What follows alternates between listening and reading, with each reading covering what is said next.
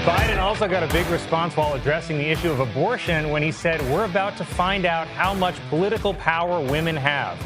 Then he turned to Kamala and said, "Except you." That's actually that qualifies as a joke. How did that slip through the net? Unbelievable. How did George Stephanopolous slip through the net and become a major American journalist? Oh, I know. It's about the corruption of the Democrat Party. And our news media, our corporate-y news media, which is very corporate-y. I don't generally mind corporate-y things. You know, the corporations are good, and they're people, too. I tell Democrats that corporations are people. Gives them an aneurysm. Pretty funny.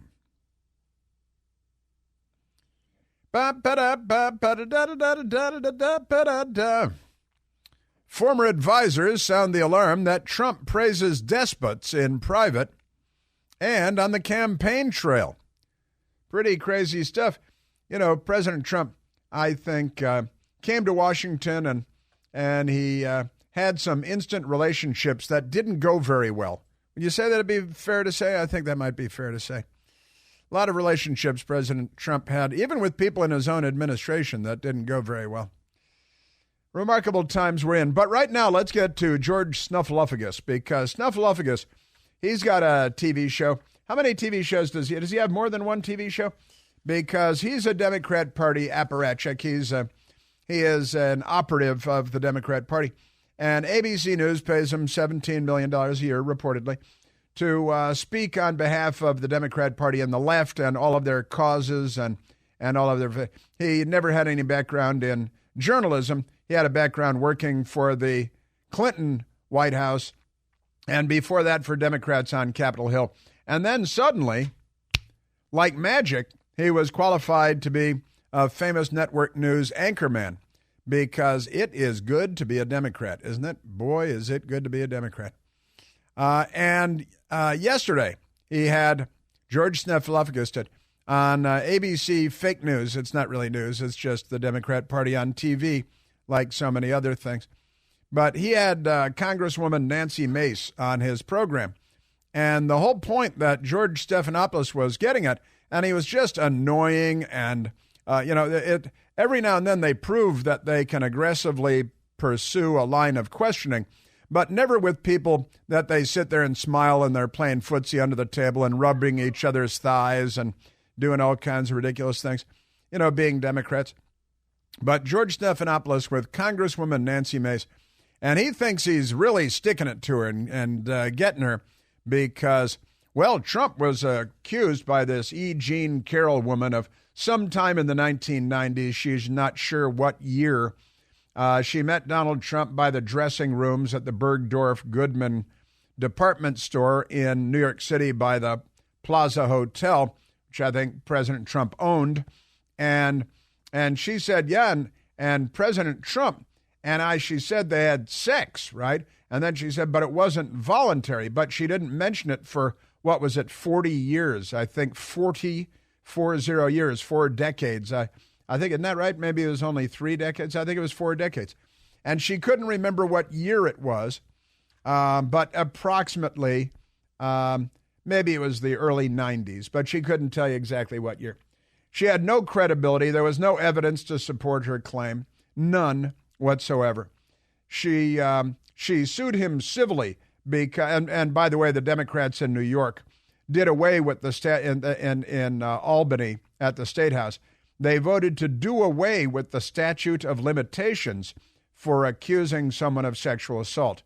But they did it for just 1 year, from like Thanksgiving Day to Thanksgiving Day, so they could prosecute Donald Trump and nobody else. And I don't think anybody else was prosecuted during that time. And Donald Trump was the only one, and they changed the law just so they could get him. And the news media is fine with this because they're filthy corrupt. But never mind that.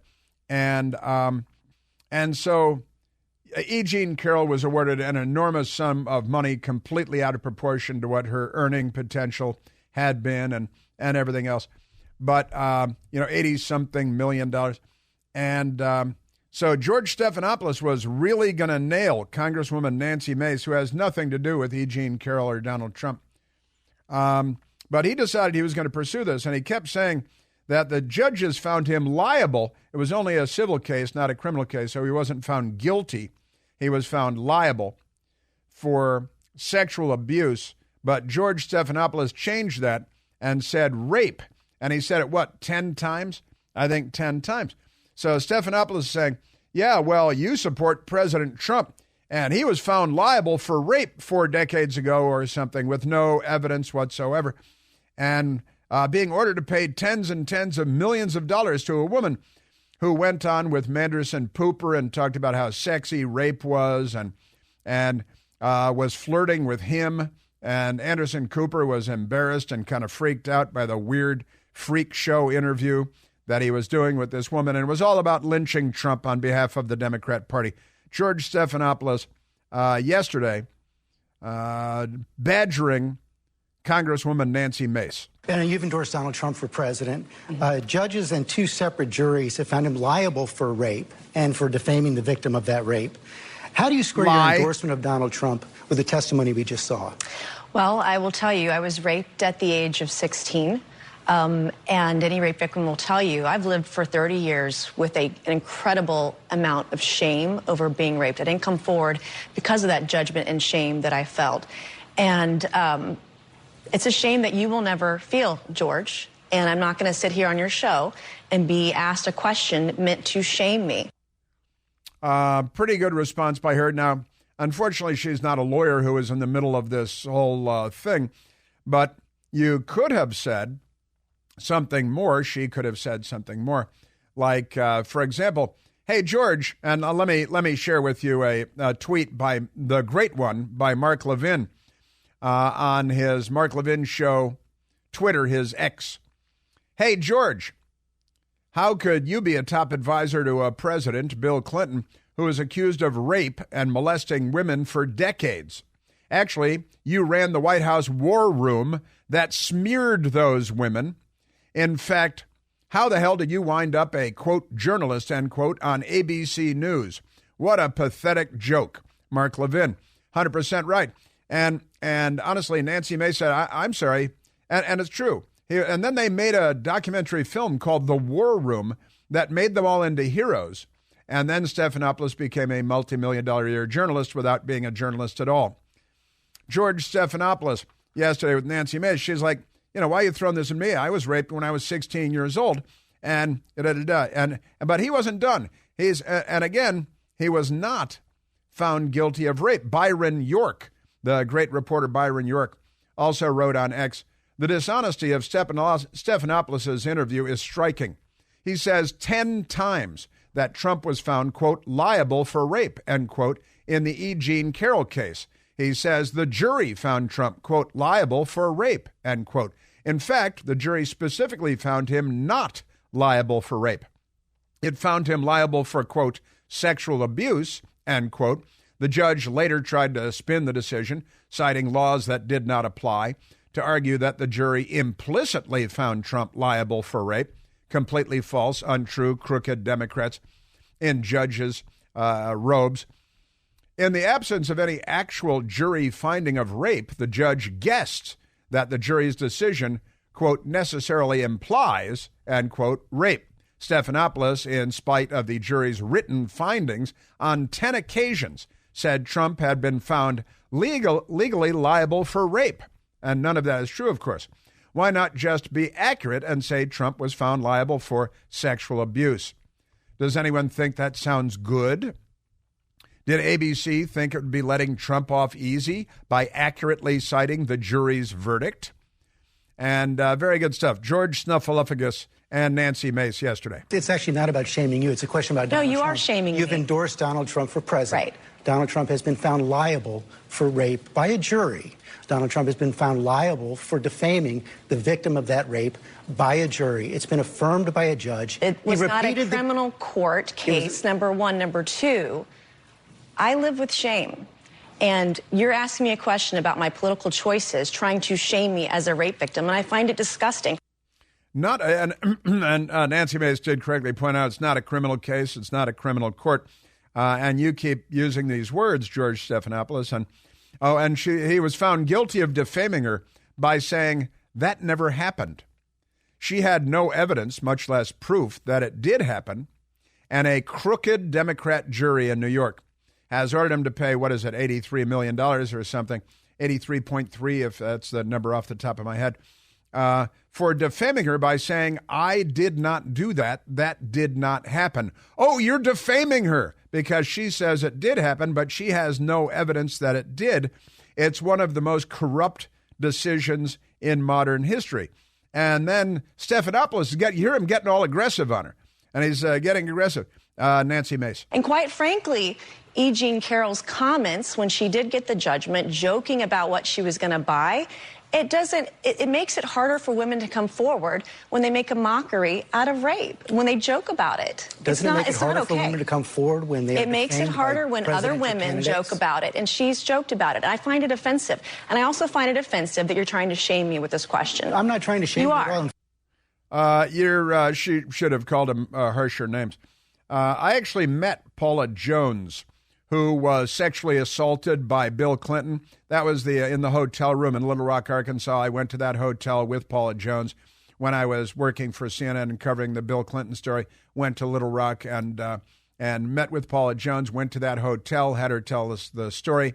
That was the kiss it moment, right?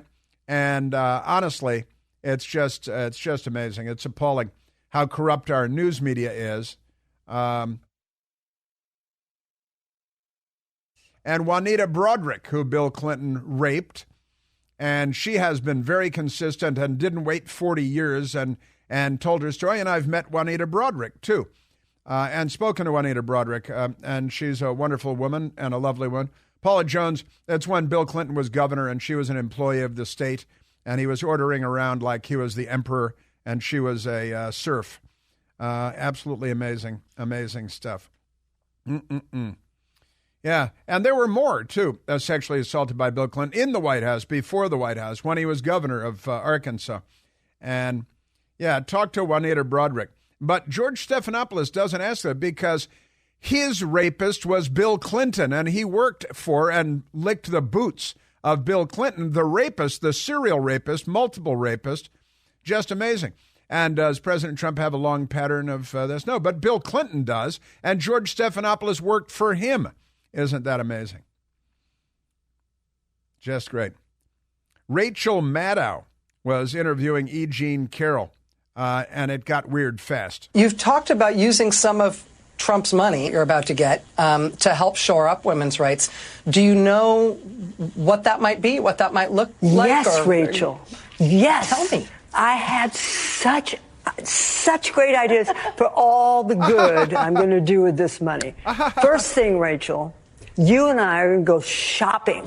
We're going to get completely new wardrobes, new shoes, motorcycle for Crowley, new fishing rod for Robbie. Rachel, what do you want? Penthouse? It's yours, nothing. Rachel. Now, I'm sorry, this is your rape that you're laughing about? Nancy Mace wasn't chuckling about the rape that she described when she was 16 years old. E. Jean Carroll and Rachel Maddow. I'll buy you a condo. We'll go shopping for clothes. It'll be so exciting. Penthouse and France? You want France? You want to go fishing in France? No? Oh. All right. Okay. That's a joke. That's the lawyer jumping in to say that's a joke. She's got her lawyer with her to do a Rachel Maddow interview because none of it is true. Just amazing. She's going to buy lots and lots of stuff with the money. But if you want to defend a woman who made a mockery out of rape, then you go ahead and do that. I'm not going to do that. Well, actually, what you're doing is defending a man who's been found liable for rape.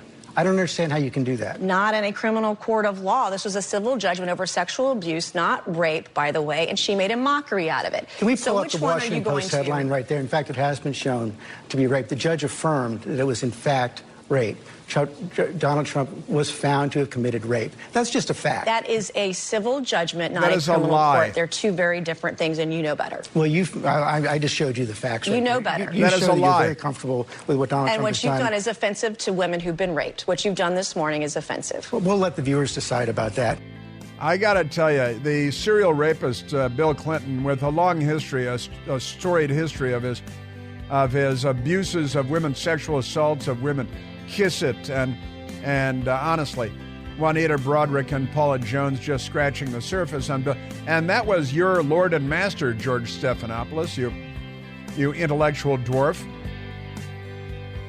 Aren't they amazing? The most corrupt institution in America is the American news media. That's just one more example, one more log on the fire.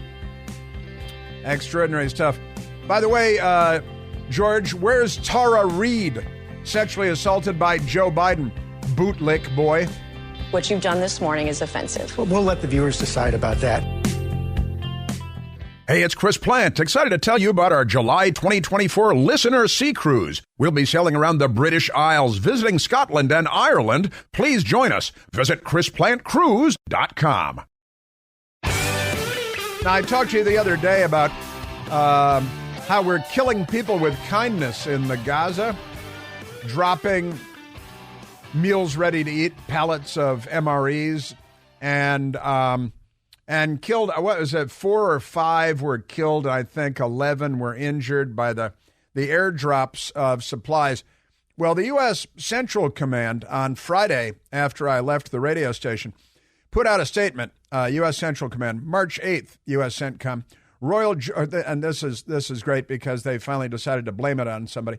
First, they posted, "We are aware of reports of civilians killed as a result of humanitarian airdrops. We express sympathies to the families," they say, "of those who were killed," and there were more injured. But the U.S. Central Command put out a thing. And then they wrote, "Contrary to some reports, this was not the result of U.S. airdrops." Not the result of U.S. airdrops. All right? So we got that going for us. And then later in the day, CENTCOM again on their X account. CENTCOM with U.S. CENTCOM, Royal Jordanian Air Force combined humanitarian aid drop. And they go on and on about a U.S. C-130 dropped 11,500 meals that were packed onto the airplanes by the Jordanians. And, you know, you always got to remind those Jordanians, it's better when the parachutes open and the parachutes work. So it looks like the Jordanians dropped the supplies that killed all the people in Gaza and injured more because the parachutes didn't open. Also, I've learned about the movement of a ship out of Virginia, the General Frank S. Besson. It is the kind of ship that would be used to build a pier on the Mediterranean coast of Gaza. And it's a very slow-moving ship. It won't be there for more than a month in the Eastern Mediterranean. Could even be 2 months. Slow roll.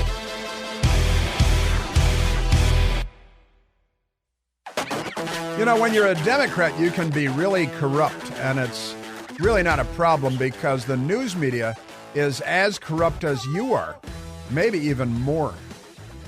The New York Post did the story, and the Washington Post and the New York Times didn't follow it up because they're Democrat front groups.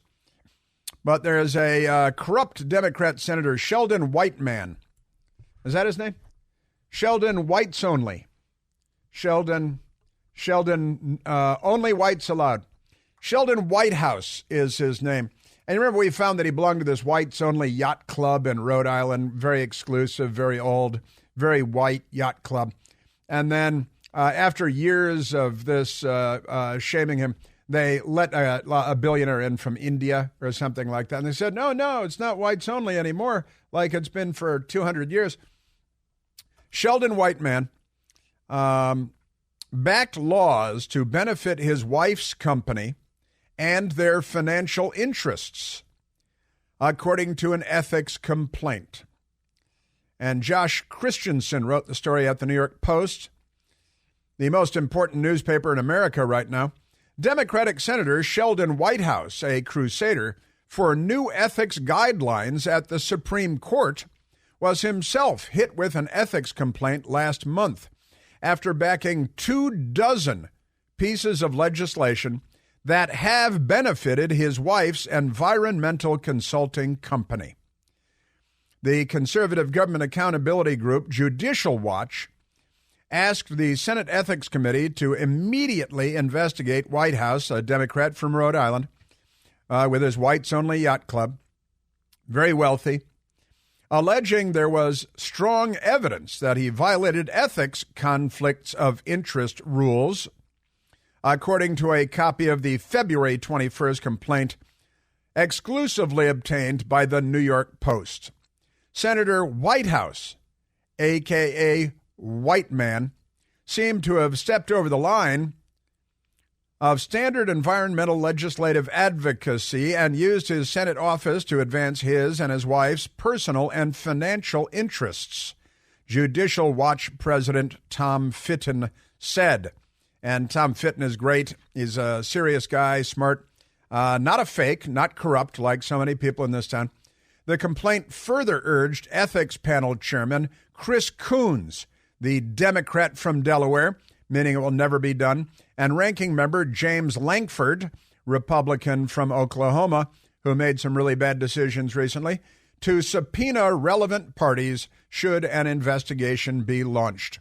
But the Democrats have control of the Senate, and, they got the Lizard King in charge. He's corrupt as the day is long.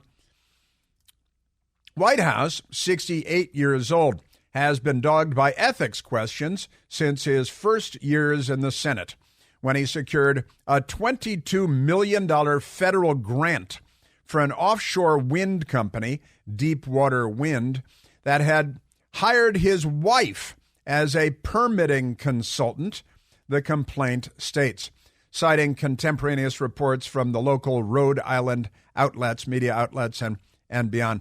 The senator denied the hire ever happened, but the news articles have never been retracted, saying that it was true. Whitehouse has also dismissed conflict of interest concerns in the past, noting that he cannot determine which companies have received funds. So when you're a Democrat, you're a Democrat all the way, from your first cigarette to your last dying day. And the Democrats, Chris Coons, he's a Delaware corruptnik, and they're not going to pursue the ethics complaints against Sheldon White Man because they know he's corrupt.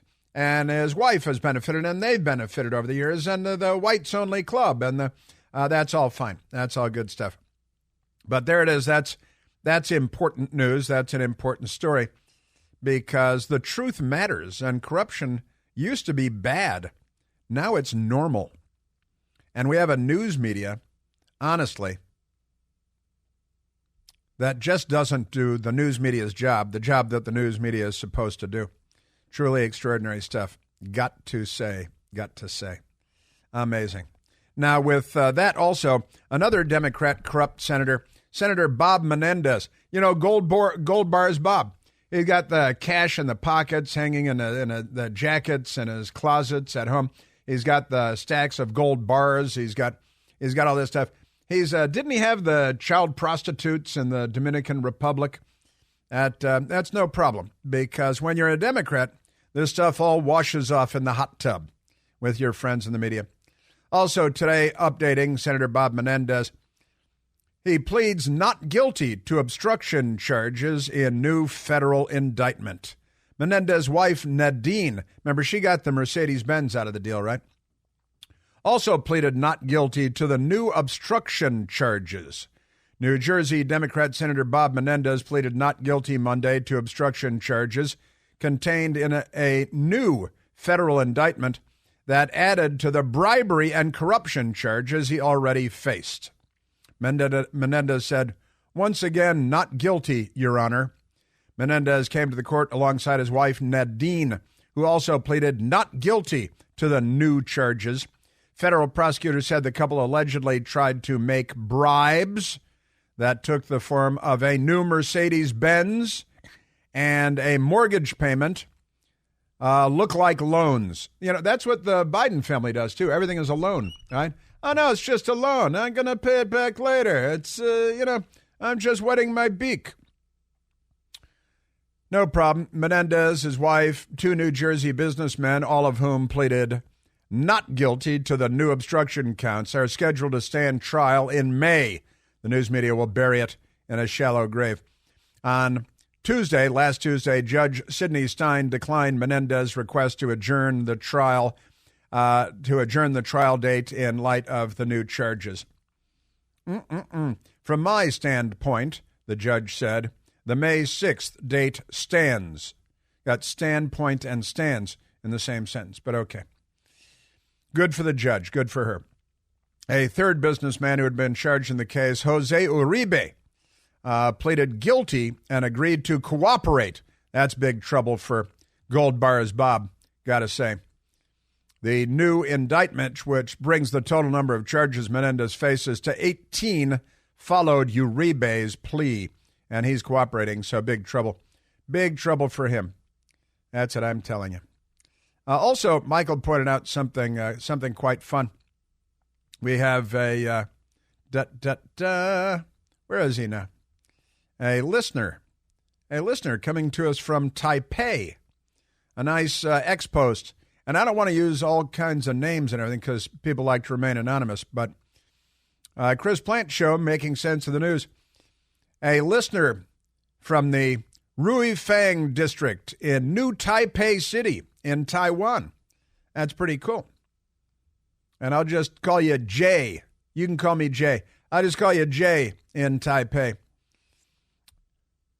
Shooting us a tweet, listening to the show live from Ruifang district in New Taipei City, Taiwan. With a photograph of a fun building. Which I assume Jay is in right now. That's pretty cool. That's great. Tiny little world. And we have listeners all over the world. I was talking to you on Friday about a listener from Sweden that weighed in with some funny stuff. That was great. And again, I don't like to do names all over the place because people, it's appropriate. Let's get to some audio. And also I wanted to update because this is pretty interesting stuff about the ships going to help out Hamas, which is what the Biden administration and the Democrats are up to.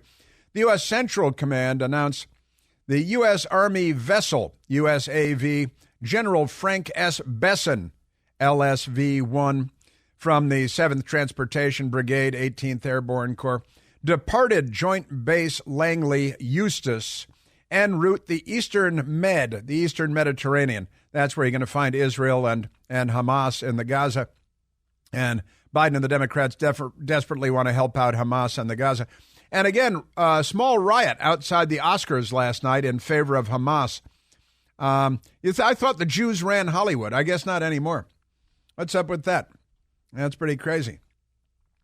Yeah, the pro-Hamas mob. But in any case, the General Frank S. Besson, the ship, is the type of ship. Now, I'll just continue with the statement from CENTCOM, the Central Command.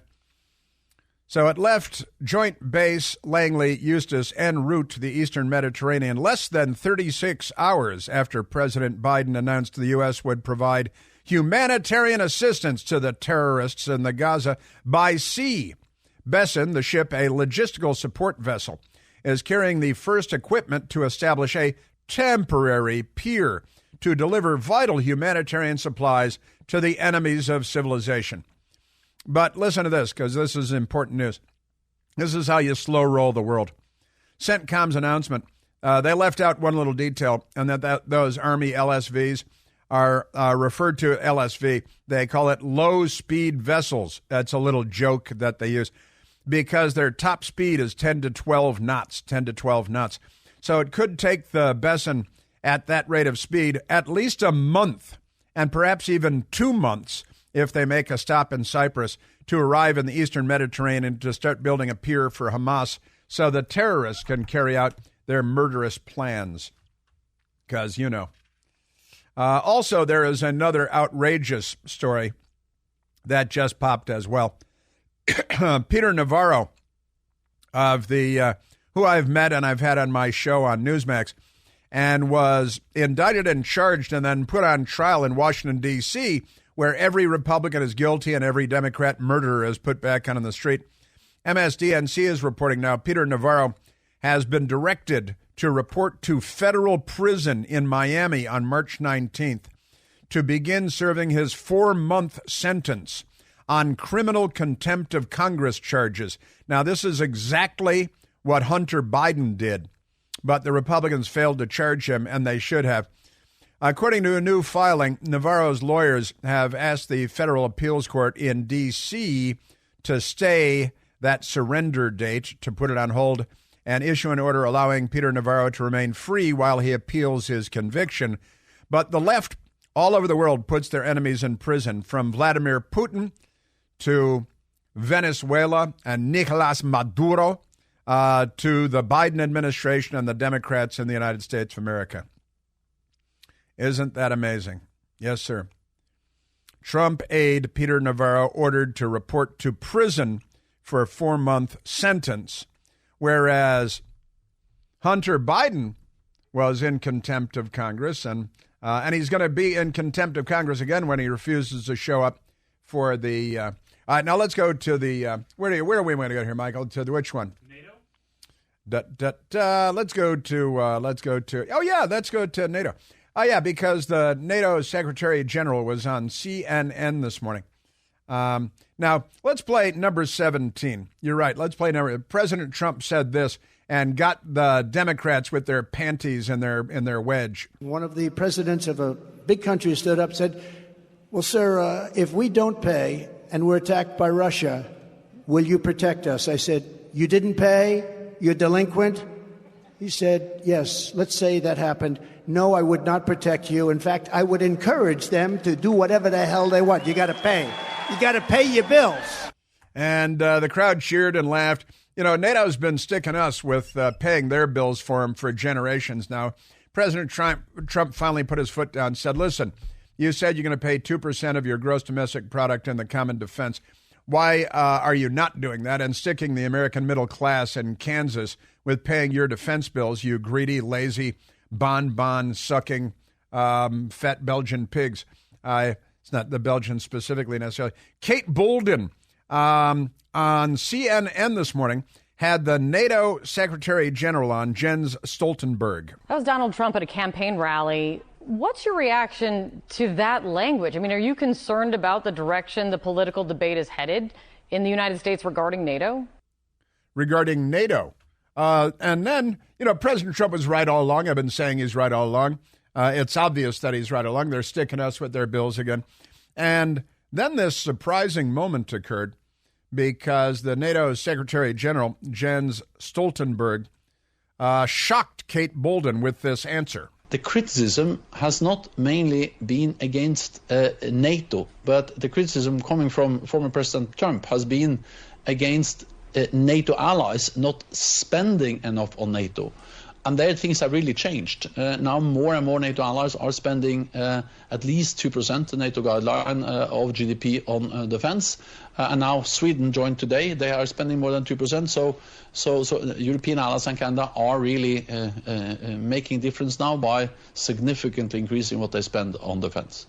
Which is exactly what President Trump wanted and what I, as an American taxpayer, wanted. And I've got to say, I went and found a story on this from the 8th of this month, from Friday. A stronger NATO requires smarter spending, not more spending. And Kate Bolden was shocked by that answer. She was breathless. She didn't know what to say. What you're saying is that concern should not be even on the table then for Donald Trump, should he be president again. Yeah. Oh, no. I saw she tried to weasel out of it for the Democrats. What a snake. Oh, that's not what I thought she said. Oh, so Trump's got nothing to worry about because now that he has shamed them into paying their fair share, and now that they're paying their fair share, now he's got nothing to complain about because he made them pay more. Our media is the most corrupt institution in America. Honestly, it's like an acid trip in a hot tub with porn people. It's just amazing. Yeah, there's a story last week. Because of NATO's remarks, Jens Stoltenberg said, well, look, now NATO countries are paying more. They committed to paying 2%. Now a number of them, not all of them, a number of them are. And if you're not paying your fair share and you expect us to, honestly, we're going to rush to your defense and put our men and women in harm's way for you while you throw bonbons on the back of your throat, knocking your uvula all over the place. That is like saying uvula. So Trump wins again, and the media is, oh, well, I guess he's got nothing to worry about. Now that he has made them pay more into the kitty for our common defense, Trump wins. Media sucks.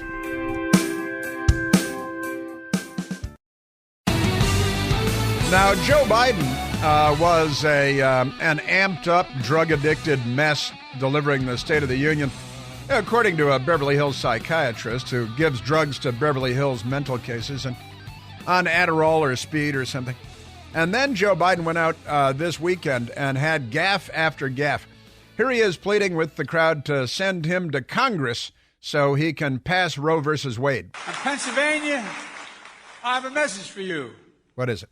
Send me to Congress so that I can support this right, and I promise you, if we take back Congress, we will restore Roe v. Wade as the law of the land. You're going to restore it as the law of the land. Well, it was never passed by Congress in the first place, and you had, first of all, send you to Congress. I don't think so. And you had Congress for the first 2 years of your presidency, and you didn't pass Roe versus Wade, but you could have. Now, he forgot when the Capitol was attacked. Last night, in the U.S. Capitol, the same building where our freedoms came under assault on July the 6th. July the 6th, same building came under July the 6th. And he cut the deficit, but increased the national debt more than anybody. We cut the deficit. Uh-huh.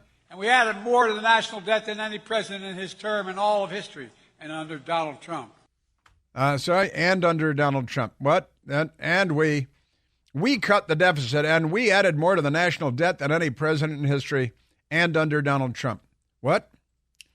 And the Capitol was attacked on July 6th. July 6th. It's an Independence Day. He thinks it's Independence Day. Send me to Congress, and we'll get Roe versus Wade, just like we didn't for the first 2 years that I was in the White House and had both houses of Congress.